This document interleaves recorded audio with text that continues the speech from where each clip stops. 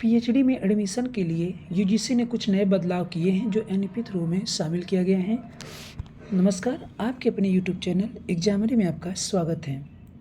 आज की इस वीडियो में हम पीएचडी में एडमिशन से संबंधित कुछ महत्वपूर्ण जो बदलाव किए गए हैं उसके बारे में जानेंगे, जो कि यूजीसी के द्वारा निर्णय लिया गया है। जैसा कि आप ऊपर देख रहे हैं कि अब नेट स्कोर से मिलेगा पीएचडी में दाखिला। पीएचडी में दाखिला के लिए अब नेट पास करना पड़ेगा और उसमें परसेंटाइल के आधार पर उसको 3 चरणों में बांटा जाएगा और उन 3 चरणों के आधार पे आपको इंटरव्यू देने के बाद पीएचडी में एडमिशन प्राप्त होगा। परसेंटाइल को बदलने के लिए अब यूजीसी हर साल आपको नेट पास करना पड़ेगा। चलिए देखते हैं पूरा प्रावधान इसमें क्या किया गया है। यूजीसी ने नियमों में किया बदलाव। अलग अलग विद्यालयों की अब नहीं देनी होगी परीक्षा। पीएचडी के लिए अलग अलग विद्यालयों में अलग अलग फॉर्म भर करके अलग अलग परीक्षा नहीं देना पड़ेगा। पीएचडी कार्यक्रम में दाखिला के लिए अब उम्मीदवार को अलग अलग विद्यालयों की प्रवेश परीक्षा नहीं देनी होगी।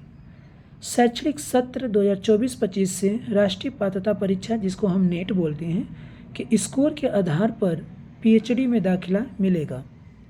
नेट क्वालिफाइड जून 2024 से अब 3 श्रेणियों के लिए योग्य होंगे। यूजीसी काउंसिलिंग की बैठक में राष्ट्रीय शिक्षा नीति एनईपी 2020 के तहत पीएचडी दाखिला के लिए नए नियमों को मंजूरी दे दी गई है। नए नियमों के तहत नेट में परसेंटाइल के आधार पर 3 श्रेणियों में लाभ मिलेगा।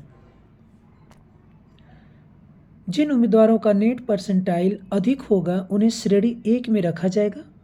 उनके लिए जेआरएफ, सहायक प्रोफेसर के साथ पीएचडी में दाखिला व फेलोशिप के लिए भी योग्य माना जाएगा और उन्हें पीएचडी में दाखिला के लिए इंटरव्यू देना होगा। यूजीसी रेगुलेशन 2022 के आधार पर उनका इंटरव्यू होगा। श्रेणी 2 के माध्यम में परसेंटाइल वाले को सहायक प्रोफेसर और पीएचडी दाखिला के लिए योग्य माना जाएगा। उसके बाद जो सफल होंगे लेकिन उनका परसेंटाइल सबसे कम होगा, उन उम्मीदवारों को श्रेणी 3 में रखा जाएगा।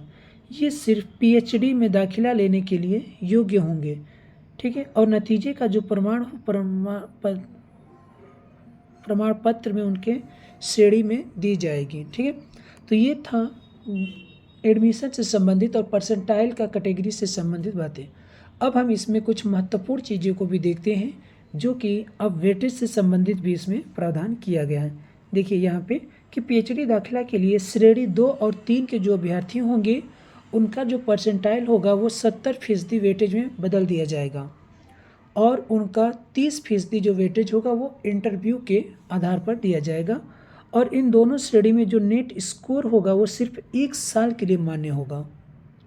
अर्थात जो श्रेणी 1 और श्रेणी 2 के होंगे वो केवल 1 ईयर्स, ठीक है, 1 साल के लिए वे मान्य होंगे।